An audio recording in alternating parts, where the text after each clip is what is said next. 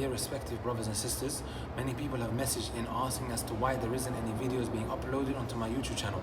The reason for that is my brothers and my sisters have been relying so much, sometimes on Masaajid, sometimes on brothers, sometimes, just on different avenues, expecting them to record some of the content that I go through. But, unfortunately, if you look onto my YouTube channel, none of the books that have been announced previously, some of the lectures have been uploaded onto my YouTube channel. Click on the community section, you will see some of the things we just went through last summer.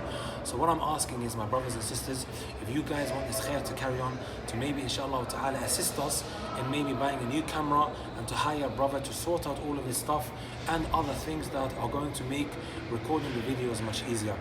The stuff that's on my YouTube channel is not even like half the stuff, my brothers and my sisters.